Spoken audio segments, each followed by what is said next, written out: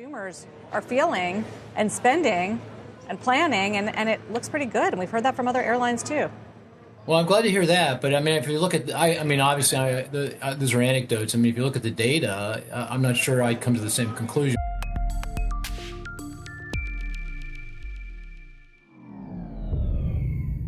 Is this the sky is falling and it's President Trump's fault video? No, it is not.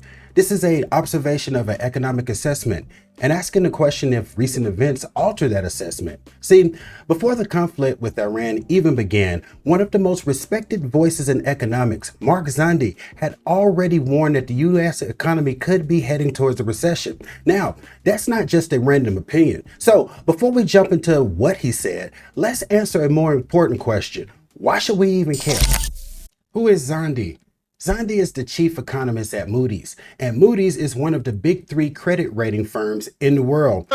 Craig. What they do is evaluate the credit worthiness of companies, financial securities, and even entire governments. In simple terms, they assess how likely someone is to repay their debt, and they assign ratings based on that risk. These ratings range from AAA being the safest, most reliable, all the way down to junk status. That matters because those ratings influence borrower costs, investor confidence, and broader financial stability. So when someone in that position starts talking recession risk, it's sort of worth paying attention to it. Stocks on edge as uncertainty grows around the war in Iran and as inflation concerns rise around surging oil prices. Our next guest warns recession risk is rising, and it was even before the war started. Let's bring in Moody's chief economist, Mark Zandi. Mark, what are you looking at? Well, Sarah, I mean, even before, as you point out, even before the conflict, I thought recession risks were on the rise. I mean, as you know, the job market has gone flat here. We lost jobs in February. We've been not going anywhere fast for the better part of the past year. Unemployment's drifting higher, and that's despite a decline in participation. And most surprising to me, inflation, you mentioned inflation, it's, obviously on the high side and moving higher. And that's all before these hostilities have kicked into gear and pushed oil prices up. So, I think recession risks are very high. And unless the hostilities are coming to an end now, the president figures out a way to stand down, declare victory, and move on, and the Iranians follow suit, I think recession is more than likely by the second half of the year. Okay, what was Zandi looking at? All right, his argument was largely based on two key factors, inflation and unemployment. Before the Iran conflict, inflation was still elevated enough to keep pressure on consumers, while the labor market was showing signs that it could begin softening. That combination, persistent inflation and weakening employment, is often where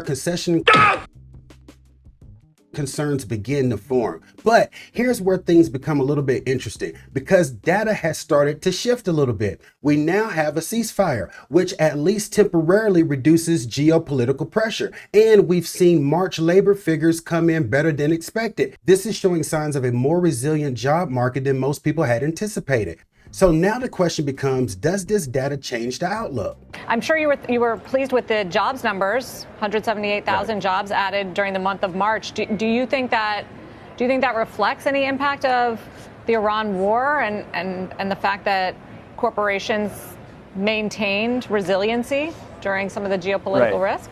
Well, obviously, it was a blockbuster number. And the reason it's a blockbuster number is I think that economic agents throughout the U.S. economy have their eyes on the horizon. They're looking at all of the positive things that are going on in terms of onshoring of production and increasing of income. So we're starting to get the early tax returns. We've seen 23 million people claim either no tax on tips or no tax on Social Security with an average benefit of $7,000. We've seen 22 million people get no tax on overtime with an average of about $3,000 benefit. And so all of those things are really, really pushing the economy forward. Economic forecasting isn't static. It evolves with the data. What looked like a potential turn down weeks ago can start to look different when new signals come in. But it also raises another possibility. Are these positive signals a genuine shift in direction or just temporary stability before deeper issues show up? Because we've already talked about rising costs, market volatility, and pressure on housing. Those factors don't just disappear overnight. It's hard to square. We just had an interview a few minutes ago with Scott Kirby, the CEO of United Airlines, and Phil asked him about demand. Demand is great. demand for business travel, demand for leisure travel, coaches coming back strongly, even though business is outpacing. I mean, they have sort of a real-time indication of how American consumers are feeling and spending and planning, and it looks pretty good. And we've heard that from other airlines, too.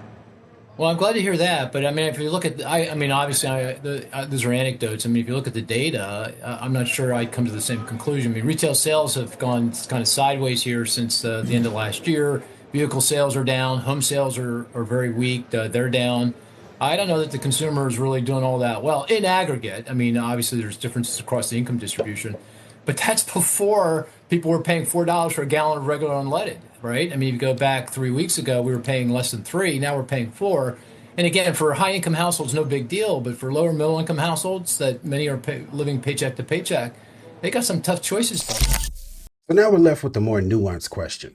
If someone like Zandi was concerned about a recession before the geopolitical conflict, how does he view the situation now? Does a ceasefire and stronger labor report ease those concerns, or does it simply just delay what he already sees coming?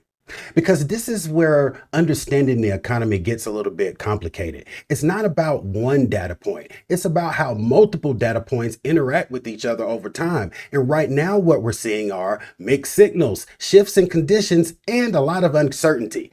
So the real takeaway isn't, are we headed into a recession, in my opinion? The real takeaway is, are the warning signs changing, or are they just getting harder to interpret? If you want more breakdowns like this, where we step outside of the headlines and focus on the signals underneath, just stick with me here at the Independent Mail. Because in this economy, what matters isn't just the data points you see, it's how you connect it all. Until next time, you guys, peace and stay informed.